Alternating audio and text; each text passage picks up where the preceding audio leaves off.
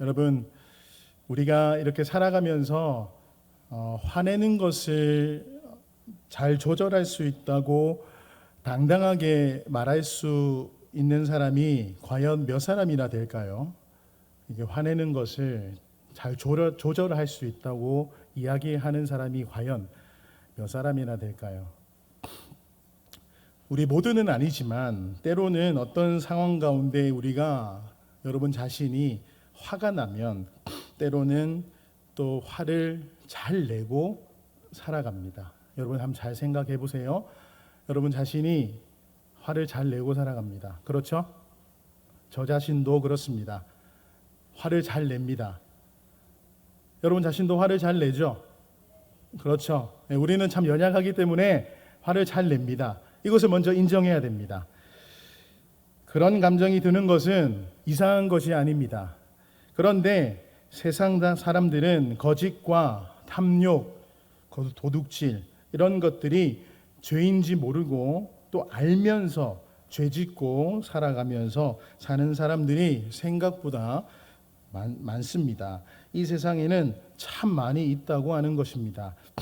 여러분, 오늘 말씀에 에베소 성도들은 뭐라고 말씀합니까? 세상의 헛된 우상과 옛사람을 버리고 거룩한 새 사람을 입으라고 우리에게 권면한 이 바울, 이제 이 삶의 자리에서 구체적으로 정말 그리스도인답게 사는 방법을 알려주고 있습니다. 그래서 오늘 본문이 말하고자 하는 것도 거짓을 버리고 참된 것을 말하는 생활, 마귀가 틈타지 못하도록 속히 분을 푸는 생활, 도둑질하지 않고 자기가 수고하여서 구제할 수 있는 생활, 더러운 말을 하지 않고 남의 덕을 세울 수 있는 생활, 모든 악독과 노함, 분냄과 떠드는 것과 회방하는 것과 모든 악함을 함께 다 버리고 서로 인자하고 불쌍히 여기고 용서하는 생활이 오늘 본문에서 말하고자 하는 그것입니다. 이제 말씀을 좀 더 깊이 들어가면서 그리스도인으로서 하지 말아야 할 것들을 지키며 여러분 그것을 지키는 겁니다. 이것들을 잘 지키면서 조금 더 하나님 앞에서 어떻게 여러분들이 살아가야 하는지 또 그것을 알아가면서 축복된 삶을 살아가시는 여러분들이 되시기를 소망합니다. 오늘 본문 25절에 그런즉으로 시작을 합니다. 자, 그런즉 거짓을 버리고 라고 합니다. 그렇습니다. 우리는 거짓을 버려야 됩니다. 무슨 일에든지 거짓을 행해서는 안 됩니다. 자, 여기서 무슨 일에든지 모든 일을 포함합니다. 여러분 생각해 봅시다. 거짓말하게 되면 끊임없이 거짓의 노예로 살아가게 됩니다. 어떻습니까? 거짓말을 하게 되면 신뢰를 잃어버리게 됩니다. 맞죠? 그것은 아주 또 무서운 결과까지 낳게 됩니다. 25절을 다시 보겠습니다. 그런즉 거짓을 버리고 각각 그 이웃과 더불어 참된 것을 말하라 라고 성경은 이야기하고 있습니다. 이는 우리가 서로 지체가 됩니다 라고 이야기까지 합니다. 자, 거짓을 버리고 참된 것을 말하라. 거짓을 버리고 라고 했으니까 자, 옛사람적인 것이고 참된 것을 말하라 라고 했으니까 자, 새사람적이 되는 겁니다. 여러분, 우리가 생각을 해볼 때 사람이 왜 거짓으로 살게 됩니까? 첫째로 옛 습관을 가지고 있기 때문입니다. 육에 속한 삶을 살았을 때 탁월한 능력이 바로 거짓이라는 겁니다. 지금 이 세상은 속임수와 거짓으로 가득 차 있다고 볼 수 있겠습니다. 성경 말씀에도 뭐라고 합니까? 디모데후서 3장 13절에 보면 속이기도 하고 속기도 하나니라고 기록됩니다. 자, 이 세상의 어떻게 보면 특성입니다. 이 세상의 지배적인 습관이라고 볼 수 있습니다. 이 옛 습관이 그대로 남아 있기 때문이죠. 둘째로 욕심이 있을 때 거짓이 존재합니다. 옛사람의 큰 특징이 뭐냐면 욕심입니다. 세 사람의 큰 특징이 진리라고 볼 수 있겠습니다.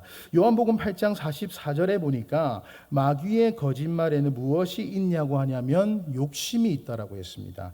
마귀가 하나님을 향하여 반역하고 자신의 위치를 잃어버린 것은 바로 욕심이 있었습니다. 욕심 때문에 하나님을 향하여 반역하고 사람에게 거짓말을 해서 죄를 짓도록 했습니다. 그래서 사람이 욕심을 가지게 되면 많은 사람들이 거짓말을 하게 됩니다. 셋째로 자신이 남보다 낫다고 생각하고자 할 때도 이 거짓이 뿜어내게 됩니다. 그래서 이런 생각은 열등감까지 가지게 됩니다. 열등감이 있기 때문에 이런 생각을 드러내려고 하는 일이 많습니다. 이런 생각을 드러내려고 하다 보면 자신을 과대 포장을 하게 됩니다. 그렇게 할 수밖에 없습니다. 이렇게 되면 거짓을 뿜어내게 됩니다. 여러분, 우리가 교회를 잘 생각해 보면 우리 교회는 예수 그리스도 안에서 서로 한 지체로 묶여 있는 공동체입니다. 그렇지 않습니까? 서로 한 공동체.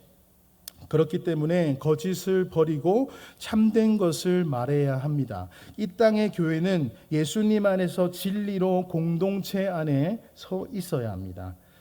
거짓으로 가득 차 있는 지금 이 세상에 진리의 유일한 빛으로 존재하는 것이 바로 이곳 교회인데, 교회가 진리의 빛을 뿜어내지 못하면 어떻겠습니까? 그래서 골로새서 3장 9절에 보면 뭐라고 합니까? 너희가 서로 거짓말하지 말라. 옛사람과 그 행위를 벗어버리고. 거짓은 옛사람에 속한 것이요 새사람에게는 합당하지 않는 겁니다. 거짓말이라고 하지 않고 거짓이라고 했습니다. 그리고 참된 것이라고 했습니다. 단지 거짓말이라고 하지 않고 하는 것보다 훨씬 더 본질적인 문제입니다, 여러분. 더 나아가 성도가 거짓이라고 말하는 것은 새 사람의 신분을 벗어버리고 옛사람처럼 사는 것이라고 볼 수 있습니다. 물론 옛사람에서 새 사람으로 바뀌는 것, 하루아침에 바뀌는 것은 쉽지 않습니다. 우리 그리스도인은 거짓을 버리고 참된 것을 말하는 그 정직하고 믿을 만한 사람이 되어야 한다고 오늘 본문이 교훈해 주고 있는 겁니다. 그것이 왜입니까? 우리는 서로가 25절 하반전에 말씀하는 그리스도 안에서 한 지체이기 때문입니다. 여러분, 중요합니다. 여러분이 거짓을 말하고 있기 때문에 계속적으로 이런 말씀을 지금 드리는 것이 아닙니다. 절대 아닙니다. 왜입니까? 우리는 그리스도 안에서 한 지체임을 말씀드리기 위해서 지금 말씀드리는 겁니다. 우리가 왜 폐 찬송을 부릅니까? 거기 가사에 써 있지 않습니까? 그리스도 안에서 새롭게 하시고 그리스도로 인하여 자유케 되었네. 여러분, 맞습니다. 우리는 환난과 가난과 고난이 있었지만 수고로움 속에서도 그 믿음을 지켰습니다. 어떻게 해요? 그리스도 안에서. 그게 지금 이 에베소서의 중심입니다. 여러분, 우리가 예수님을 믿고 가장 바뀌어야 될 한 가지가 있다면 바로 또 중요한 것은 성품이라고 볼 수 있습니다. 이 성품이 바뀌지 않으면 하나님 나라를 위해서 바르게 살아갈 수가 없어요. 중요한 말씀을 드립니다. 여러분, 자신의 성품이 바뀌지 않으면 정말 그리스도인이라고 하면서 여러분이 나쁜 말하고 정말 거짓말하고 화내고 이렇게 하면 안 되겠죠. 예수님께서 제자들에게 하나님 나라에 위한 사역을 맡기시기 전에 먼저 하는 일은 제자들을 훈련시키셨어요. 그런데 이 제자를 훈련시키는 것 가운데 핵심에 놓인 것은 제자들의 성품을 다스리셨어요. 이 제자를 제대로 성품을 다듬는 일, 자신의 성품을 통제하도록 하신 것이었습니다. 물론 모든 분노를 항상 죄라고는 볼 수 없습니다. 의로운 분노, 거룩한 분노라는 것이 있습니다. 진리를 사랑하기 때문에 죄에 대하여 가지는 분노 있습니다. 예수님께서도 분노를 하셨습니다. 성경의 복음 마가복음 3장 5절에 사람들의 마음의 완악함을 보시고 예수님께서도 노하셨습니다. 예수님께서 행하시는 일 앞에서 완악한 마음을 드러내시자 예수님께서 분노하셨습니다. 요한복음 2장 13절에서 17절 본문에 보면 초기에 성전에 올라가셨을 때 성전 안에서 소, 양, 비둘기 파는 사람들과 돈 바꾸는 사람들이 앉아 있는 것을 보시고 노끈으로 채찍을 만들어 양과 소 다 성전에서 내쫓으시고 돈 바꾸는 사람들과 돈을 쏟으시고 상을 엎으셨죠. 성전을 더럽히는 짓을 하고 있는 사람들에 대해서 분노하셨습니다.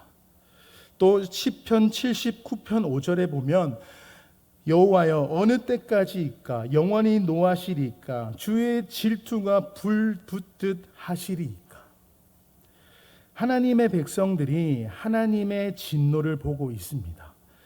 여러분, 또 로마서 1장 18절에 보니까 하나님의 진노가 불의로 진리를 막는 사람들의 모든 경건하지 않음과 불의에 대하여 하늘로부터 나타나나니라고 기록됩니다. 여러분, 하나님은 의로우시긴 분이시기 때문에 또 의에 합당하지 않고 거스리는 죄에 대하여 분노하십니다. 에베소서 4장 19절에 옛사람의 특징 중 하나가 감각이 없다라는 겁니다. 죄에 대하여 감각이 없습니다. 죄에 대해서 진정으로 분노할 줄 모릅니다. 죄에 대하여 부끄러워할 줄도 모르고 분노할 줄도 모른다면 심각한 문제를 가지고 있다는 뜻입니다.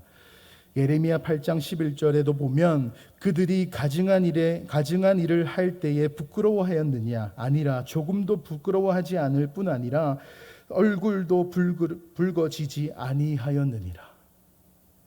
이렇게 말씀하십니다. 하나님께서 심판할 수밖에 없는 이유를 말씀하십니다. 그러나 이런 분노라고 해도 죄를 짓는 방향으로 나아가서는 안 되는 것입니다. 죄에 대해서 분노한다고 도리어 그 분노를 지으면 죄를 지으면 안 된다는 말씀입니다. 예수님께서는 분노하셨지만 중요한 것이 뭡니까? 분노하셨지만 죄를 짓지는 않으셨어요. 우리 그리스도인들이 이것을 잘 알지는 못합니다. 분을 낼 때는 죄를 짓는 방향으로 나아가는 경우는 허다합니다. 분을 내지만 죄를 짓는 경우는 허다합니다. 분을 내는데 악한 방식으로 해서는 안 됩니다. 우리는 연약하기 때문에 화를 낼 수는 있습니다. 우리는 사람이기 때문에 연약한 인간이기 때문에 분을 내어도 죄를 짓지 말아야 하며 해가 지도록 분을 품지 말고 더 중요한 말씀을 우리는 절대 27절에 뭐라고 합니까? 마귀에게 틈을 주지 말아야 됩니다. 자, 마귀에게 틈을 주면 어떻게 됩니까? 베드로전서 5장 8절 말씀에 이렇게 말씀하죠. 근신하라 깨어라 너희 대적 마귀가 우는 사자같이 두루다니며 삼킬 자를 찾나니. 여러분 너무 무섭지 않습니까? 삼킬 자를 찾습니다. 마귀에게 틈을 내어준다는 게 무슨 소리입니까? 쉽게 말하면 마귀가 틈을 타면 다른 죄를 짓게 하며 말씀 읽기도 싫고 기도하기도 싫고 이런 유혹에 쉽게 넘어지고 맙니다. 여러분 부탁드립니다. 여러분 그러지 않기 위해서는 우리는 스스로 말씀과 기도 열심히 더 무장해야 된다고 이렇게 말씀드리는 겁니다. 그런데 이렇게 할 수 없느냐? 아닙니다. 할 수 있습니다, 여러분. 여러분 모두는 할 수 있습니다. 누구든지 하실 수 있습니다. 승리하시기 바랍니다. 아멘. 하실 수 있습니다. 누구는 할 수 없다라고 이야기합니다. 아닙니다. 할 수 있습니다. 28절에는 도덕질에 관한 이야기를 하고 있습니다. 그 당시 예수님을 믿고 나서도 도덕질하는 사람들이 있었던 것 같습니다. 무엇보다 우리는 그렇지 않지만 중요한 것은 성령님께서 우리 자신의 손으로 수고하기를 요구하십니다. 선한 일은 무엇보다도 자기가 땀을 흘려서 선한 일을 하는 것이 있어야 한다고 이야기를 합니다. 그럼 29절도 보겠습니다. 성령님과의 관계에서 성령님을 근심하게 하지 말아야 할 것, 그것이 29절에 우리가 사용하는 언어라고 이야기하십니다. 우리의 언어는 우리 자신과만 관계가 있는 것이 아니고 성령님과 관계가 있다라고 하십니다. 우리의 언어는 영적인 성격을 가지고 있습니다. 29절 한번 읽어보겠습니다. 무릇 더러운 더러운 말을 너희 입 밖에도 내지 말고 오직 덕을 세우는데 소용되는 말로 선한 말을 하여 듣는 자들에게 은혜를 끼치게 하라. 자, 사람이 동물과 다른 점이 있다면 이 귀한 언어 말을 할 수 있다는 점입니다. 그리스도인의 새로운 삶의 언어에서도 나타나야 됩니다. 그리스도인이 말하는 것도 하나님의 백성답게 인격과 사람의 품위를 담고 있습니다. 듣는 자들에게도 은혜를 끼쳐야 됩니다. 그래야 세울 수 있습니다. 하나님의 은혜를 말하고 하나님의 섭리와 하나님의 인도, 하나님께서 행하시는 일을 말할 수 있어야 됩니다. 여러분, 은혜라는 것은 공동체를 세우고 하나님의 백성을 세웁니다. 하나님의 은혜를 기억하십시오. 하나님의 은혜는 정말 교회를 세우고 하나님의 은혜는 각 사람을 하나님의 백성으로 살 수 있도록 유익을 줍니다. 우리는 그런 언어를 사용해야 됩니다. 그래서 마지막 31절에서 32절을 쉽게 이야기하면 이겁니다. 우리가 버려야 할 옛 성품과 새 사람이 드러내어야 할 성품을 말씀하고 있습니다. 크게 두 가지로 나누는데, 첫째로 하나님의 백성된 우리가 버려야 할 것이 무엇인가 말씀하는데 31절에 버리고라는 말씀을 하셨습니다.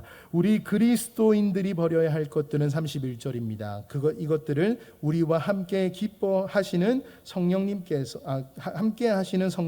기뻐하시지 않는 것들입니다.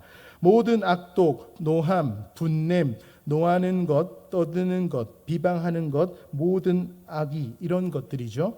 그렇다면 예수 그리스도 안에서 새 사람이 된 우리는 서로 어떻게 해야 하겠습니까? 그게 32절입니다. 서로 친절하게 하며 불쌍히 여기며 서로 용서하고 하나님께서 그리스도 안에서 너희를 용서하심과 같이 용서하라고 지금 32절에 이야기하고 있습니다.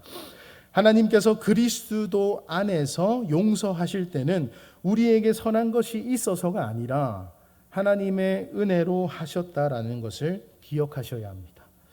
우리는 그리스도 안에서 하나님께 용서받은 사람들이기 때문에 우리 서로를 용서할 수 있어야 합니다. 그렇죠?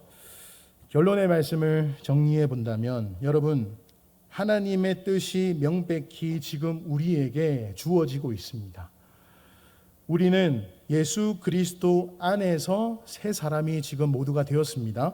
이제는 옛사람적인 이 삶의 습관을 벗어버리고 모두 새 사람의 이 삶을 살아야 되겠습니다.